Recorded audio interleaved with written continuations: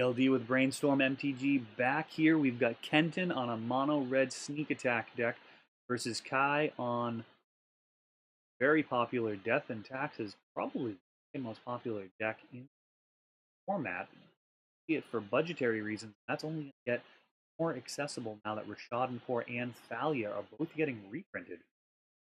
I would not be surprised if more people are brought that to play Death and Taxes.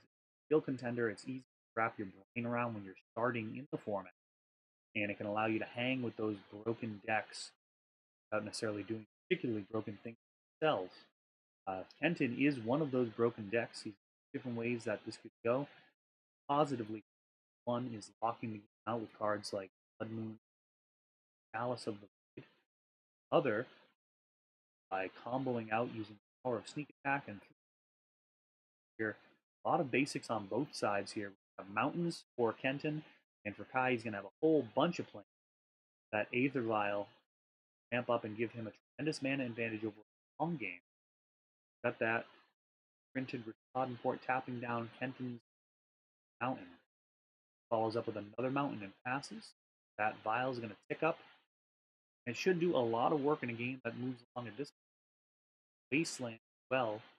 Funny enough, typically, mana base of Death and Tax is rock solid. This would be vulnerable to a Blood Moon. Of course, the Aether Vial still going to allow him to circumvent casting his spells. Let's see where this goes. We have Blood Sun. Interesting.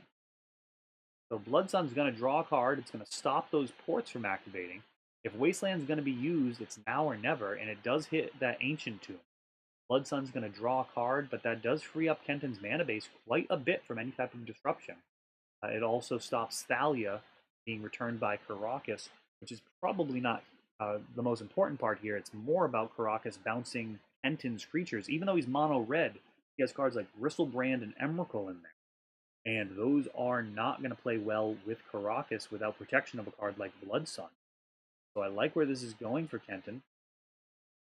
Got a 4-mana Thought-Knot Seer. I love it. This card has done a ton of work for him lately. It is an excellent addition. I don't know if it was a sideboard card previously that's made its way into the main deck, but it's certainly earning its spot.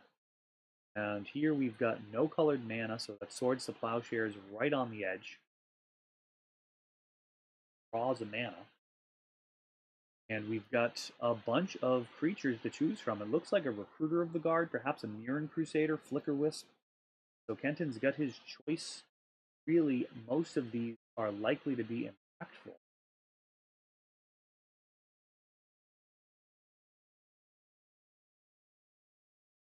The Flicker Wisp is interesting, but I mean, the line there is almost certainly not worth it.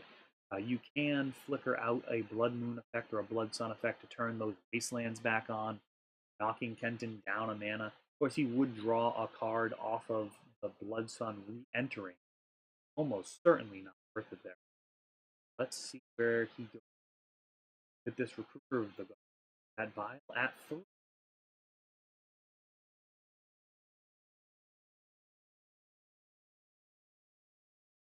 Later, a card in the deck is very often Sanctum Plate. They would not actually be able to protect Kai entirely from the attack and through. If I had to choose, I would stop the attack as that allows the recursion. Of course, one hit from Emrakul is very, very.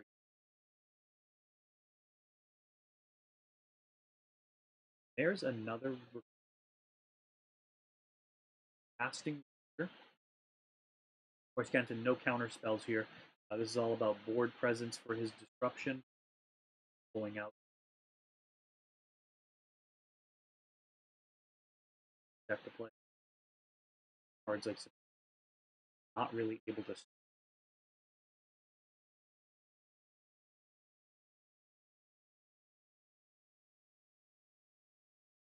Much harder. I'm a Terminus. Playing it during his upkeep, not really important. Actually, overall, yeah, fairly difficult to play what you're on.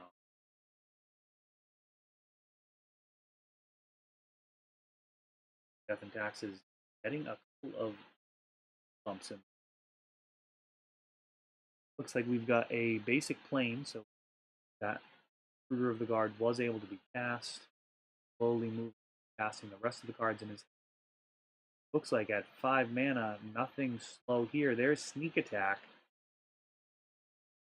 This could be no bueno. Not want to flicker wisp something off of a Sneak Attack. Have it stick around permanently. There's a Gristlebrand. How do you like me now? He can draw 14 here if he likes.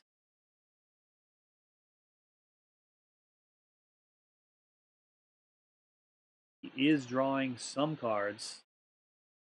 See if these first 7.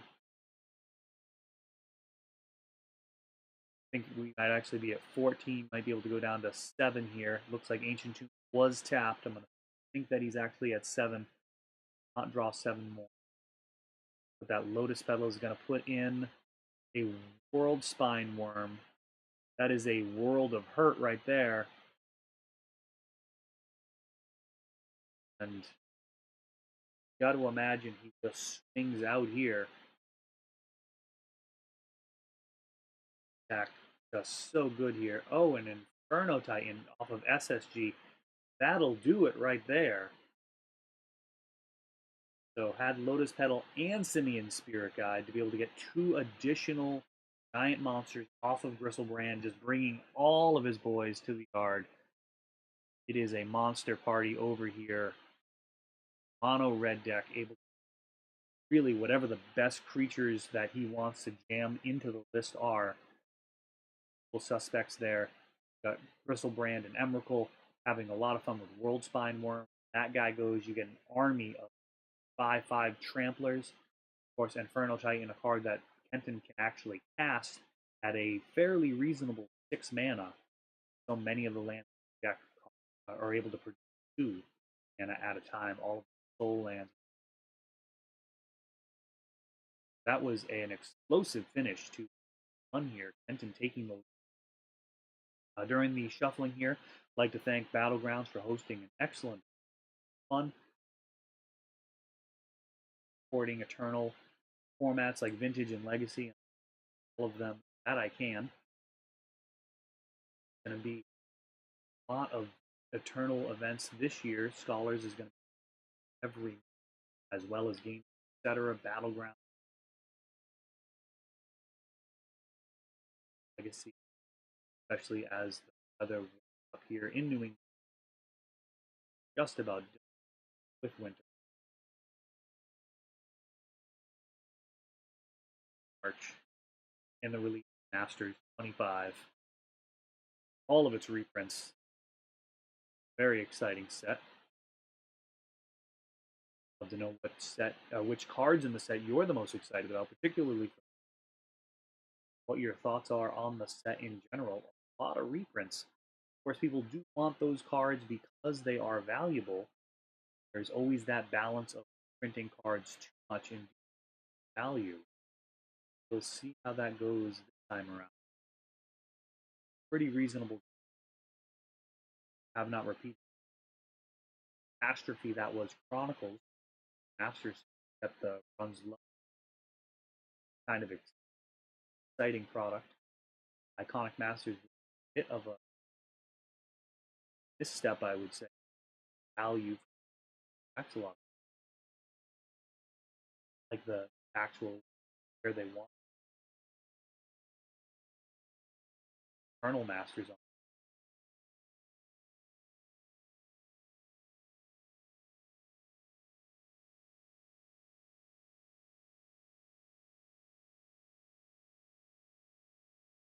Here we go. Kenton. His deck will see Blood Moon, Chalice. He'll have Rashad, as well as Talia.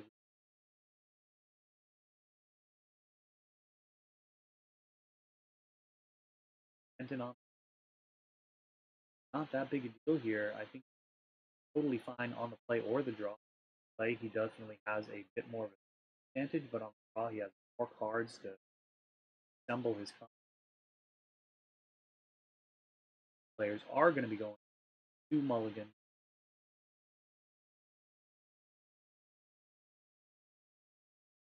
Down to 6. Death and Taxes probably going to be more capable of.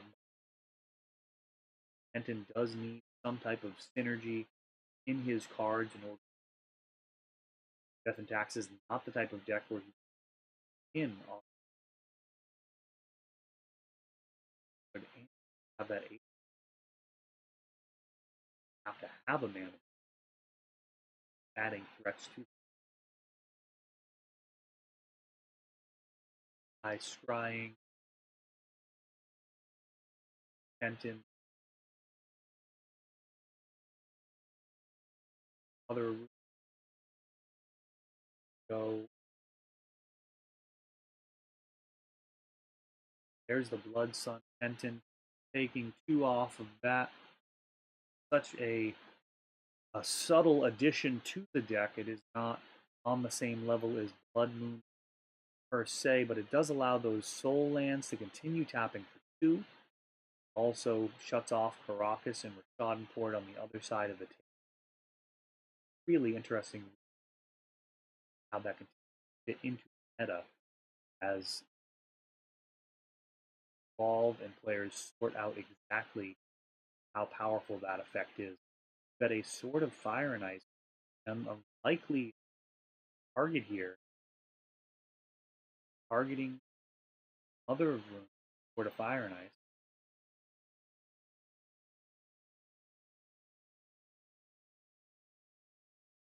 Did not actually follow that interaction at all, but now we have a Sarah Avenger in its place.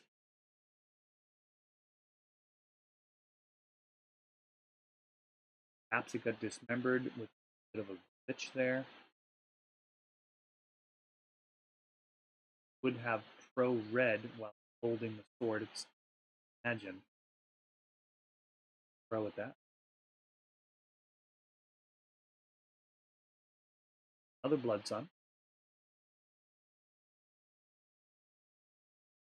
Of course, City of Traders longer has the triggered ability sacrificing and the Blood Sun. Here we go, equipping Sarah Avenger, and that one is definitely going to be coming in. We're going to have 7 total damage there.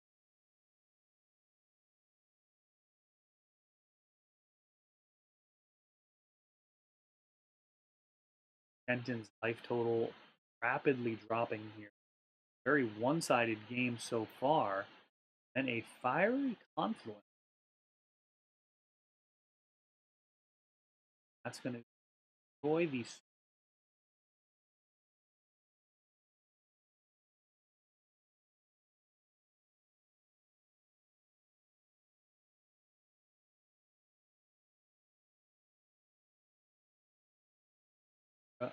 Avengers coming in. Wasteland. Just a waste.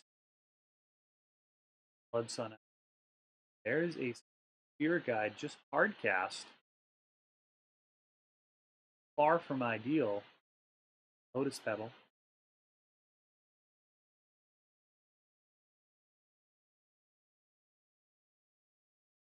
Tough to think that that's going to be optimal. Got another Sarah Avenger hit.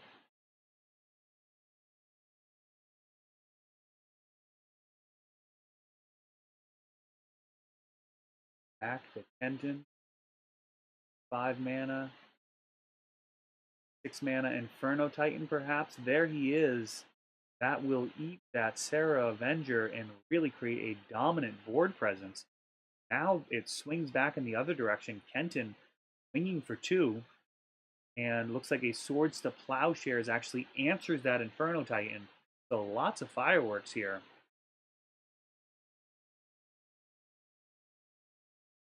Inferno Titan would have completely dominated the board. And looks like these monkey beats were actually the right line.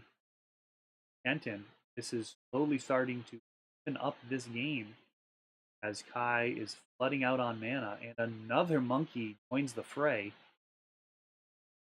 8th party up in here. There's a Mother of Runes. That is going to do very little to stem these monkey beatings. This one's going to get through. Future, Mother of Runes playing defense by giving herself pro-red a very dicey strategy. Oh, it looks like we had a Swords to Plowshares. Monkeys, and there's Thalia. Now that card will dominate combat step now when we're talking about these lower level threats. Kenton going to need to step it up a notch and get some actual creatures on board. Land has fallen apart. And we've got a 6 mana and a Through the Breach. Just about anything in here is going to be a disaster. And there's Worldspine Worm. During the end step, Worldspine Worm comes in. He's going to untap. He's got 17 damage that he can send in. He is just going to send in one, and that's going to do it. So Worldspine takes it down out of nowhere. That match looked like it could go either way, and then Kenton said it's going to go this way. Worldspine Worm. Of course, even if that didn't do lethal, it's going to leave those 3 5/5s around. So that Swords to Plowshares on the other Simian Spirit Guide really mattered there. Of course, it's all a diversion in the end for the real way of winning, but it did have to get handled at some point. So that was a really interesting match. I really enjoyed that. Played at an excellent pace. Congratulations to Kenton there. He's been doing very well with this mono red sneak attack deck. Not a lot of people playing it. Way to see continue to evolve the list and try out some stuff on a. That's it for this round. And ELD with Brainstorm MTG. Watching.